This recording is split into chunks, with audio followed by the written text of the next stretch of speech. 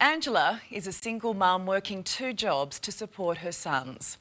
Early one morning, while delivering bread, she's hit by a truck and barely survives. If you're hurt on the job in this country, we've long said we have your back. Not this time. Angela lives in pain, needs multiple surgeries, and has lost her home.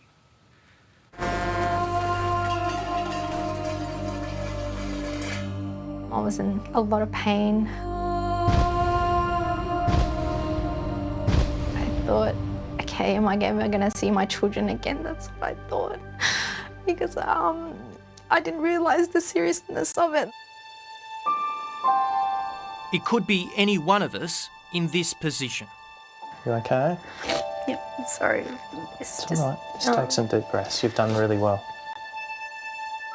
Angela was delivering bread in a work van when she was hit by a truck. The mum of 2 nearly didn't make it home. I never anticipated the accident would have this type of impact on my life. As in, it's just spiralled to the point where it's affected my health, my mental health. The only thing she did wrong was trust a system. A system that promises if we're hurt on the job, we'll be looked after. But that so-called safety net, workers' compensation, has seen Angela hit rock bottom.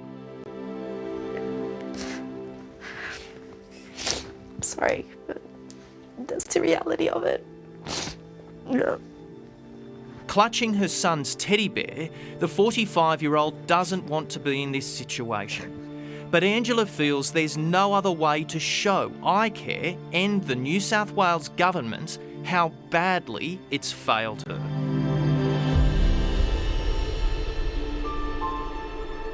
It's excuse upon excuse. Any excuse that they can give me, they feel that I will accept that, and hopefully I will go away eventually so that they don't be legally responsible for what happened.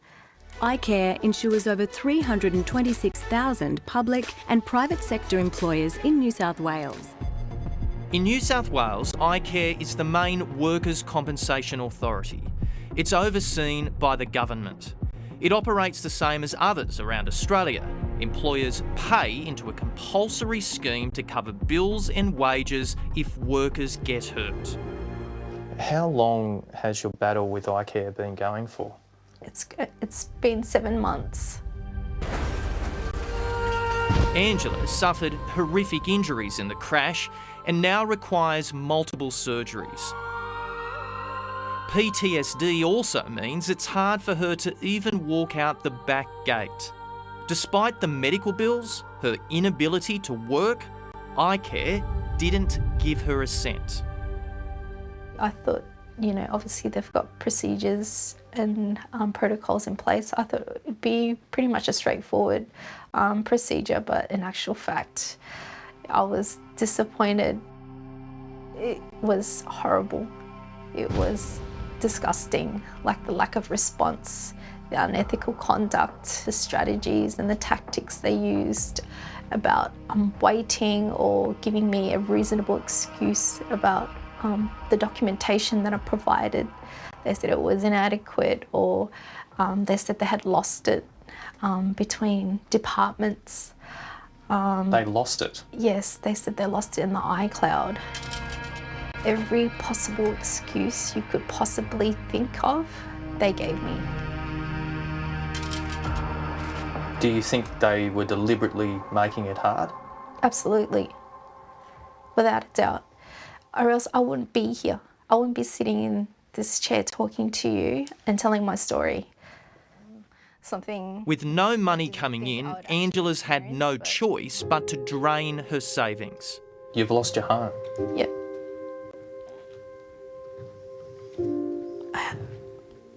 We're doing this interview in emergency housing in Sydney. It's barely big enough to fit us.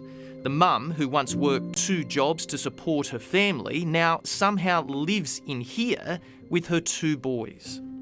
I can sometimes feel that like they're sad because we can't afford the things that they want to be able to want, like their friends. So I have to say no sometimes, which is disheartening, but that's the reality of my situation at the moment. The New South Wales government set up iCare in 2015 to replace WorkCover, which racked up a $4 billion debt. But scandals of underpayment, unethical tactics and mismanaged funds have plagued the organisation. Even as recent as last June, the insurer needed $660 million of taxpayers' money from the government to survive. There is something rotten in iCare where a single mother of two can go 7 months without any confirmation of whether or not she will get the help that she's entitled to. Angela's turned to Joel Tucker, a workplace law specialist with Shine Lawyers. I've never seen a situation as bad as this.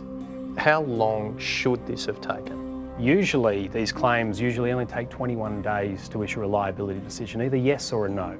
He described a system stacked against workers. iCare's CEO has publicly promised change after a wave of criticism. But the question remains, is iCare putting money before the very people it was set up to help? I would go as far as to say it's destroyed her life. Rather than apologise or answer most of our questions, iCare called Angela's case particularly complex. After her lawyer got involved, iCare is now providing temporary compensation. Those people at iCare finally get to put a face to your file. What would you say to them if they're watching now? What I would say to them is I'm disappointed of the lack of response that they have given me just to be paid my wages so that I can live a normal life. The assistance from a government body, and it's not good enough. I don't feel that it's good enough. I'm appalled. That was a 7-month fight and we were so distressed by this. We took it to the Premier of New South Wales, Chris Minns, and we're pleased to say he's fixing it. Angela will get the help she needs, income support, medical benefits and back pay for the 7 months she was left waiting. This should never have happened. The system is set up to help people just like Angela, yet too often are let down.